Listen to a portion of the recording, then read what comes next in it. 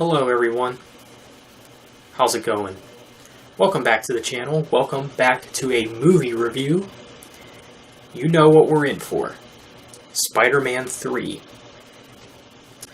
Now, I think anyone can pretty much agree that this movie is hands down the worst of the trilogy.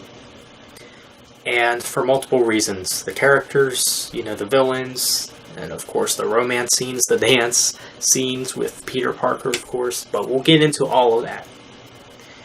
So, I'm gonna be honest here. When this movie first came out, I actually liked it. I was like 11 or 12 when this movie came out, so yeah, it was something that definitely caught my attention.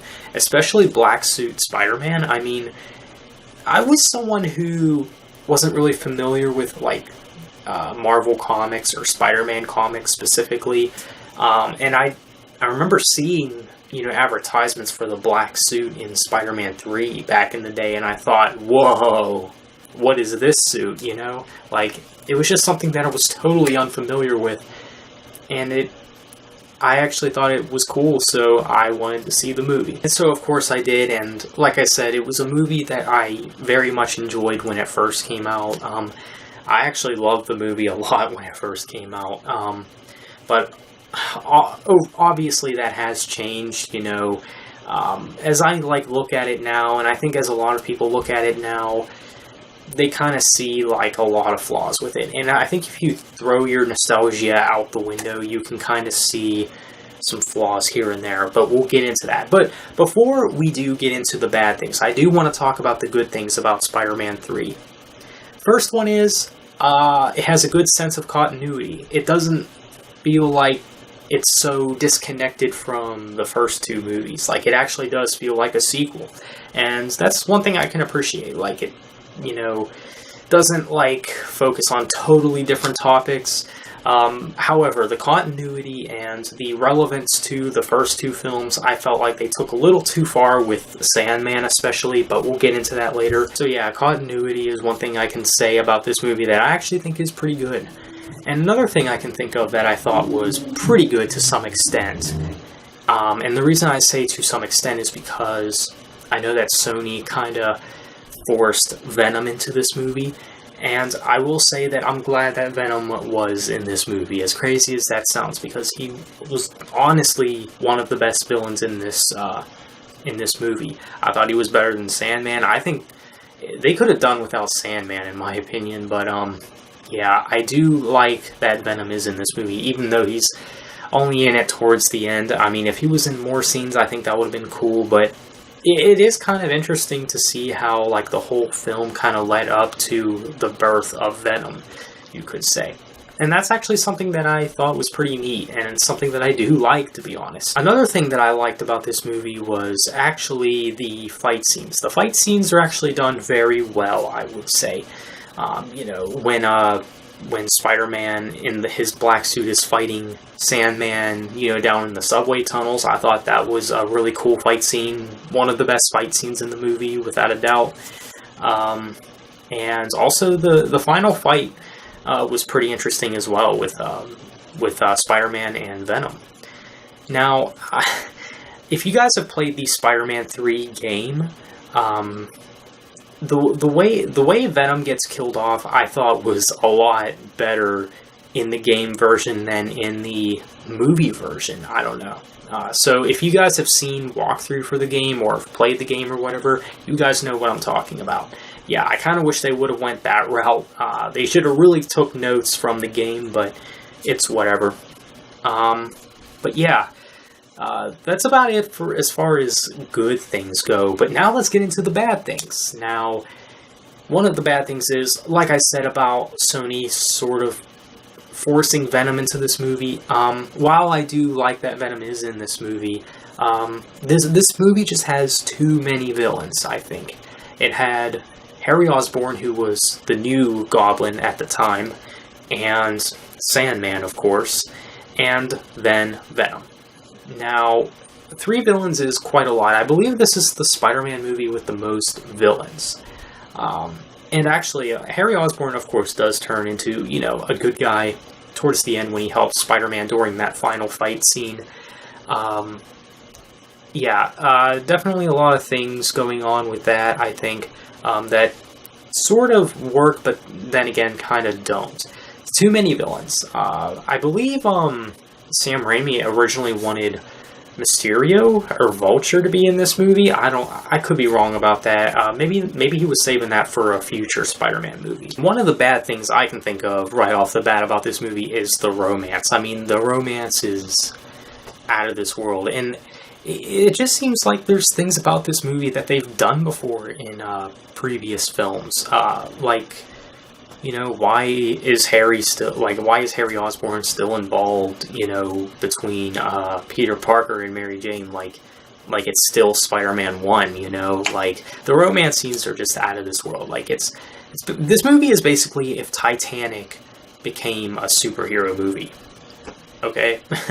Obviously not including certain things, but yeah, definitely a little too much romance that it needed. And of course, everyone knows the memes, and everyone likes to make fun of Peter Parker and Tobey Maguire's, hairdo in this movie.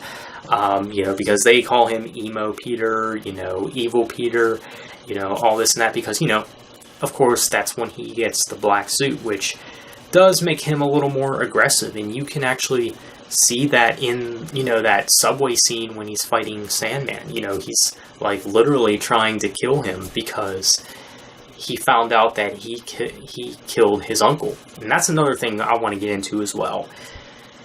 I have so many questions about this, why they thought that this was a good idea. I mean, I'm all for, plot twists and stuff like that, don't get me wrong, but I don't think that whole thing that, Sandman was really the one who killed Uncle Ben, a deal should have ever been a thing. If anything, if it was going to happen, they should have let them know in the second movie, and maybe made Sandman a villain in the second one opposed to the third one. Therefore, putting 2 villains in the second one, 2 villains in the third one. I don't know, that would have actually been not too bad, but I don't know, it depends on how you look at it, I guess. But yeah, definitely something that, I guess shouldn't have happened. And there's some things that I've realized, and some things that I really thought about that whole thing, about Sandman, really being the suspect in that situation. And it's that, did Sam Raimi and the guys, did they have this planned all along, ever since the first Spider-Man movie? Or was just something that they just decided to throw in there during the process of Spider-Man 3. I'm gonna go with that. And it's so funny because you never really saw Uncle Ben get shot in the first one.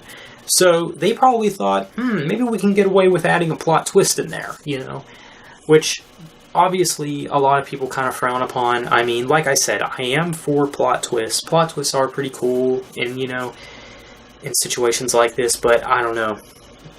Could have been done a lot better, I'd say. And another thing we gotta talk about is, of course, the dancing down the street scene, and when he's dancing in the bar and all that, in that jazz club or whatever, Peter Parker, who's doing that. I have so many questions about this, too. First of all, people like to call Peter Parker Emo Peter in this film, but if he's really emo, why is he dancing? Why is he, not walking around like this?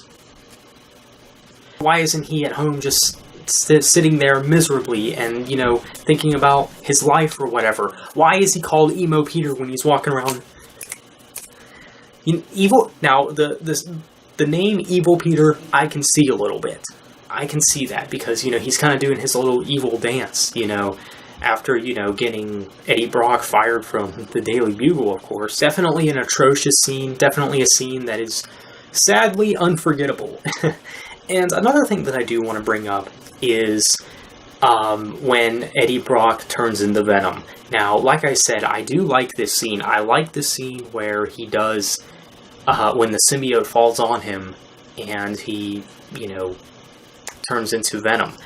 But here's where my problem with this scene is. When he's walking, when he opens up that church door and he looks up and sees Peter Parker, this is something that I guess not too many people have noticed. How does he know that that's Peter Parker from that far of a distance, you know? Like, didn't anyone think of that? Like, didn't anyone think, you know, Sam Raimi, why do we have to do that? You know, don't you ever think maybe, you know, he's hard to make out from that distance?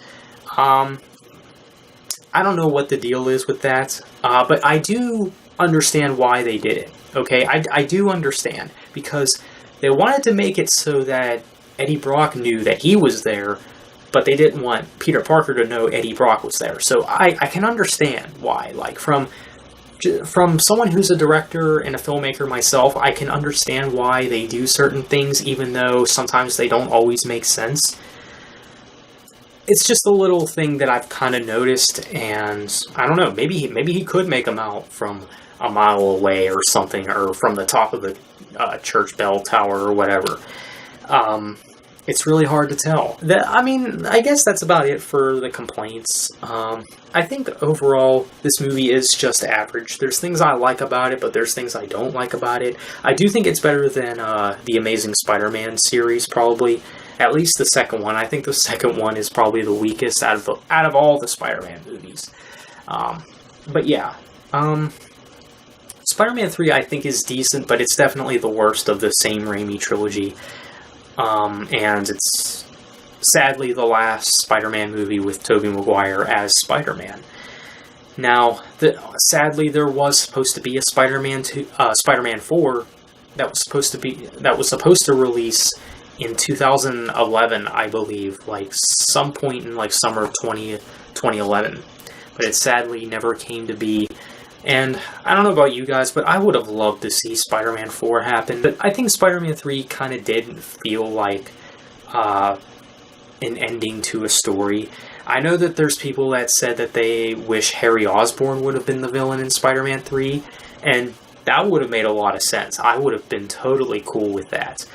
Because, you know, ever since the first one, it's been leading up to that point. Like, in the first one, you know, Harry Osborn's kind of like has a sort of jealousy about Peter Parker, or vice versa, or whatever. And then in Spider-Man 2, he has this sort of like anger and sort of vengeful feeling towards Spider-Man. And then in the third one, it just would have made sense if they would have made him the main villain, opposed to Venom, of course. Venom could have still been in it, but not like a main villain. So that's just my take on it. Like I said, I do think Spider-Man 3, even though it's the worst of the trilogy, it's a good closer to the whole trilogy, because like it really just does feel like this sense of like closure, and this, it doesn't have Spider-Man swinging around in the city at the end of the movie like he did in the first two. So yeah. I guess that's my review for Spider-Man 3. I'm gonna have to give it like a 5 out of 10. It's just average, I would say. The worst of the trilogy, hands down, but there's still some things about it that I do enjoy. So I'll leave it at that. Thank you guys for watching. What do you guys think of this movie if you've seen it? Have a good one. Take care.